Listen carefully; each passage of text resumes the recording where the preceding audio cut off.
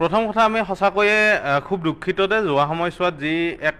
জনজাগৰণ হৈছিলে OPS পুনৰ প্ৰতিষ্ঠাৰ ক্ষেত্ৰত আমি আশা কৰিছিলোঁ যে নতুন যিখন চৰকাৰ আহিছে কেন্দ্ৰত তেওঁলোকে এটা ইয়াৰ সিদ্ধান্ত এটা দিয়ক আৰু আমাৰ অৱসৰী জীৱনত যিটো শংকা নহয় মানে নোহোৱা কৰক কিন্তু দুৰ্ভাগ্যবশতঃ ভাৰতৰ এই বাজেটত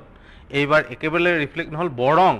4%কৈ অধিক কৰ্তন কৰা হ'ব কৰ্মচাৰীসকলৰ দৰমহাৰ পৰা হেতু ক্ষেত্ৰত আমি তীব্ৰ প্ৰতিক্ৰিয়া প্ৰকাশ কৰিছোঁ আমি আজি এই নাটকখনৰ আগতে আমি কেন্দ্ৰীয় কাৰ্যনিৰ্বাহক সমিতি বহিছিলোঁ আৰু তাতে বিভিন্ন প্ৰস্তাৱ গ্ৰহণ কৰিছোঁ যে আমি যিখন সংগ্ৰাম যিটো পৰ্যায়ত ৰাখিছিলোঁ এইটো তাৰ পৰা অধিক তীব্ৰৰ পৰা তীব্ৰতৰ কৰিবলৈ আমি লৈ গৈ আছোঁ প্ৰথম কথা যে কৰ্মচাৰীসকলৰ দায়িত্ব চৰকাৰে ল'ব লাগিব আৰু চৰকাৰেই ল'ব লাগিব দ্বিতীয় কথা আমাক OPS লাগিব OPSই লাগিব তাতে 14% 15% 16% এইবিলাকৰ অংক নহয় যেতিয়ালৈকে কৰ্মচাৰীসকল অৱসৰী জীৱনৰ সুৰক্ষিত ভৱিষ্যত তেওঁলোকে স্পষ্টভাৱে নিদিয়ে তেতিয়ালৈকে আমাৰ সংগ্ৰাম নহয় দ্বিতীয় তাৰ পিছতে আন এটা কথা প্ৰসংগ আহিছে যে এইবাৰ এনেকুৱা এটা পৰিৱেশ সৃষ্টি কৰিছে যে ভাৰতৰ জনসাধাৰণৰ অৰ্থনৈতিক অৱনতি নোহোৱাকৈ কেনেকৈ NPS-টো সলিউশন কৰিব পাৰি তেনেকৈ এটা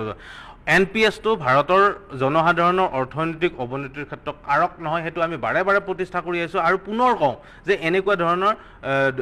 দুমুখীয়া চৰিত্ৰ যাতে চৰকাৰে নলয় তেওঁলোকে যাতে স্পষ্টভাৱে এটা ধাৰণা দিয়ে যে কৰ্মচাৰীসকল তেওঁলোকৰ দায়িত্ব গতিকে তেওঁলোকে এই ক্ষেত্ৰত তেওঁলোকে নিশ্চয়কৈ কিবা কৰিব লাগিব আৰু তাৰে সংগ্ৰামৰ আমি জাষ্ট এইটো আৰম্ভণিহে কৰিছোঁ ইয়াৰ পিছত বিভিন্ন পৰ্যায়ত বিভিন্ন কাৰ্যসূচী ল'ব গৈ আছোঁ তাৰ আগতে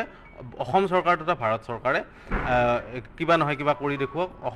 অসম চৰকাৰৰ বাজেট অধিৱেশন আহি আছে তাতেও আমি বিভিন্ন কাৰ্যসূচী লোৱাৰ ইতিমধ্যে আমি সিদ্ধান্ত গ্ৰহণ কৰিছোঁ আৰু অনাগত সময়ত আশা কৰিছোঁ যে কৰ্মচাৰীসকলৰ এই শংকা তেওঁলোকে নিবাৰণ কৰাৰ কাৰণে আগবাঢ়ি আহক